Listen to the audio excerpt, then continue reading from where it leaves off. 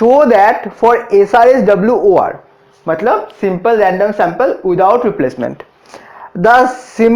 the sample proportion of an unbiased estimator of the population proportion of member posing a certain character। ठीक है, मतलब क्या है, हमें सैंपल प्रोपोर्शन जो है वो अनबायस्ड एस्टिमेटर है फॉर द पॉपुलेशन प्रोपोर्शन। ठीक है, hence often the variance of the estimator. देखिए, क्वेश्चन को शुरू करने से पहले हमें कुछ चीज समझने की जरूरत है। पहला हमें काम क्या मिला, SRSWOR simple random sampling without replacement.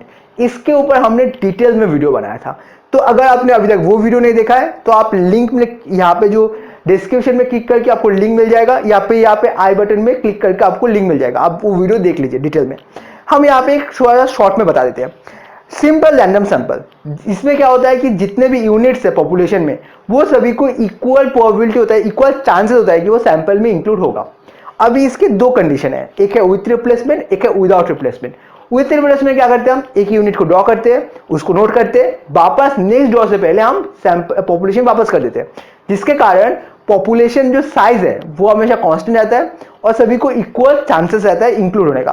पर विदाउट रिप्लेसमेंट में क्या होता है, इसमें हम एक यूनिट को ड्रॉ करते हैं, उसको नोट करते हैं और नोट करने के बाद हम इसको सेपरेट रख लेते हैं, पॉपुलेशन में वापस नहीं करते हैं, इसीलिए वो विदाउट रिप्लेसमेंट केस है। ठीक है, ये हो गया सिंपल रैंडम सैंपल। अभी यहाँ पे कहा गया है कि a sample proportion is unbiased for the population proportion of a member posing certain character. अभी इसका मतलब क्या है, इसका मतलब है कि मान लीजिए आपका एक पॉपुलेशन है। ठीक है, पॉपुलेशन में आपका ऐसा है कि स्मोक करते हैं या नहीं करते हैं, तो इसका जो आंसर होगा वो यस और नो होगा।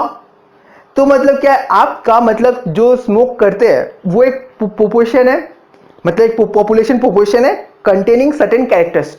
ठीक है, अभी यहाँ पे हमें कहा गया है कि जो सैंपल में, अभी जो सैंपल में जो स्मोक करते हैं वो जो मतलब वो प्रोपोर्शन है। प्रोपोर्शन मतलब क्या है कि number of people who smoke by total number of population. ठीक है, मतलब small a bye small n। ठीक है, small a bye small n जो p हुआ वो अनबायस्ड एस्टिमेटर है फॉर द पॉपुलेशन है, वो फर्स्ट हमें दिखाना है। ठीक है, तो चलिए हम शुरू करते हैं। तो देखिए, हमने आंसर का फर्स्ट पार्ट लिख दिया।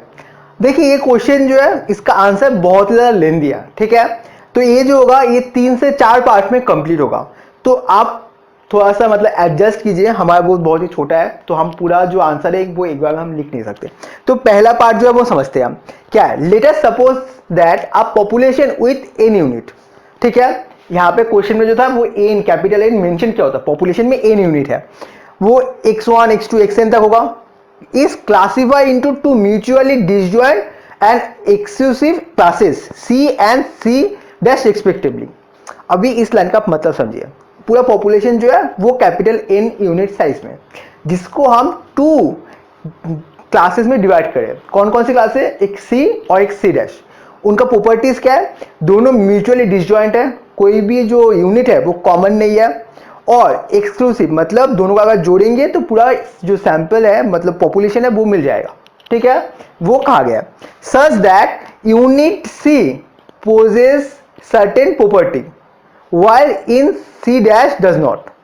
C जो है उसमें कुछ प्रॉपर्टीज है जो C डैश में नहीं है। आप दिमाग में जो एग्जांपल रखेंगे वो रखेंगे, स्मोकिंग का रख सकते हैं आप कि वो या तो स्मोकिंग करता है या नहीं करता है। ठीक है, तो ये हो गया, जो स्मोकिंग करते हैं वो सर्टेन प्रॉपर्टी होल्ड करेंगे और जो स्मोक नहीं करते वो C डैश होगा। ठीक है, अब नेक्स्ट देखिए, let the number of individual in C be A। जो number of unit in C है वो कैपिटल A हो गया। ठीक है, और C डैश मतलब वो A डैश होगा क्योंकि बाकी जो रिमेनिंग है वो A डैश। ठीक है, अभी देखिए हमें कहा था कि वो जो है वो एक्सक्लूसिव है, क्लासेस है, मतलब जोड़ेंगे तो वो क्या हो जाएगा, वो पूरा पॉपुलेशन जो है वो मिल जाएगा, हमें कैपिटल A मिल रहा है। अभी देखिए P क्या है, P with the proportion possessing the property.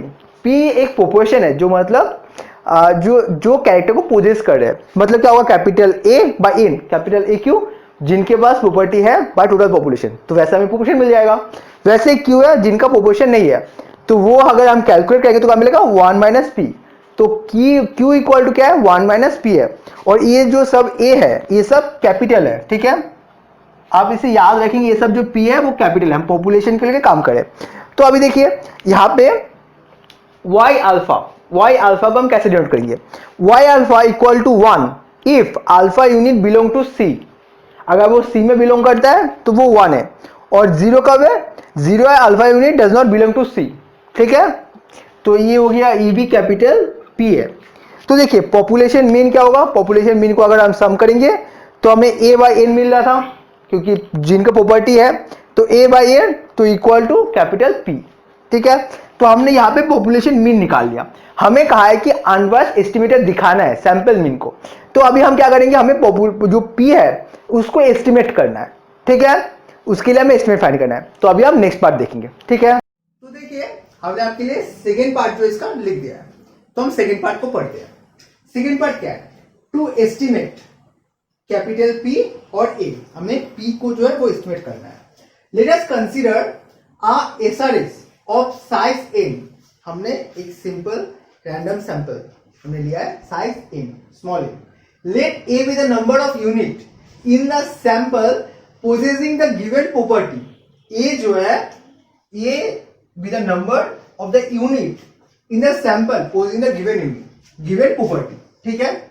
और P और A डैश क्या है, A dash B the number of unit in the sample not possessing the given unit और the sample size is n, sample size n है। ये जो है जो यूनिट सैंपल के वो यूनिट जो प्रॉपर्टी पोजेस करते हैं, और a डैश क्या है जो पोजेस नहीं करते हैं। तो इसको हम कैसे लिख सकते हैं, yi, ठीक है, is one if the sample unit possesses the property, ठीक है। और 0 कब है, ith sample not possessing the unit, जो सैंपल है वो i पोजेस नहीं करेगा। Then P, the sample proportion possessing the given unit will be small a by n, ठीक है। और Q का होगा sample proportion of unit do not possessing the property n, small n minus a by n, उसको अगर हम करेंगे तो 1 minus p आ रहा था, ठीक है।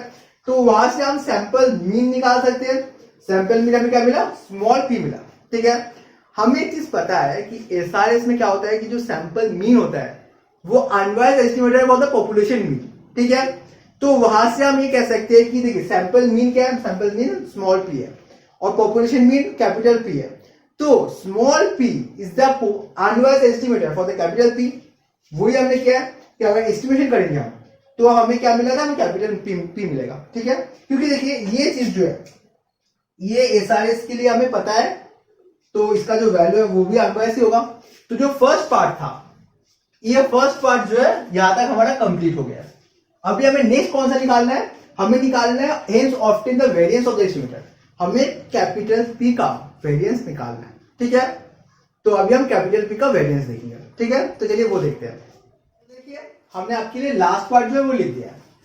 देखिए हमारे क्वेश्चन के हिसाब से सिर्फ वेरिएंस ऑफ द एस्टिमेटर का है, मतलब हमें सिर्फ पॉपुलेशन प्रोपोर्शन का वेरिएंस निकालना है, मतलब आंसर जो है वो यहां तक होगा, ठीक है।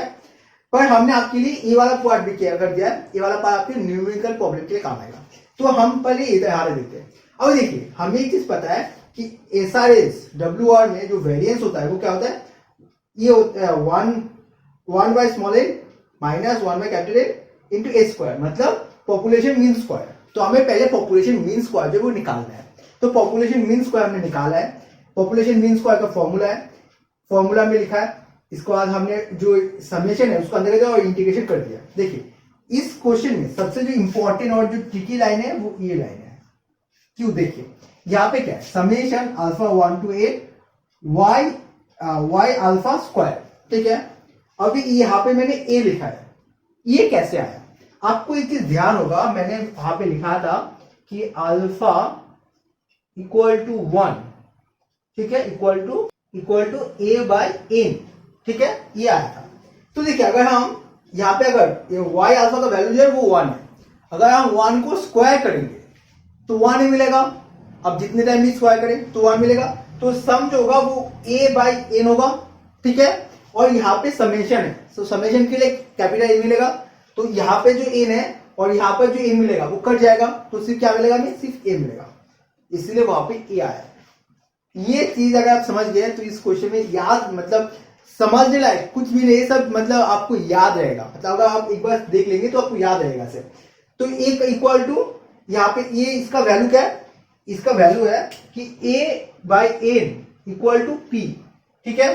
तो वहां से ए इक्वल टू एनपी हो जाएगा, ए इक्वल टू एनपी, और यहाँ पे एन पी स्क्वायर हो गया, यहाँ पे एन है और वाई बार का वैल्यू था पी, तो यहाँ पे पी स्क्वायर होगा। वहां से हम एनपी को कॉमन ले लिए, हमें ए स्क्वायर मिल गया, यहाँ पे वैल्यू बैठा है, हमें वेरिएंस मिल गया, ठीक है। अभी ये क्या है, ये है सैंपल। देखिए यहाँ पर भी हमें सैंपल मीन स्क्वायर चाहिए, अगर सैंपल वेरिएंस निकालना है तो हमने सैंपल वेरिएंस निकाला। देखिए सेम प्रोसीजर है, यहाँ पर भी हमने वही चीज यहाँ पे यूज किया ये लाइन पे, ठीक है। बाकी जो एकदम सेम है।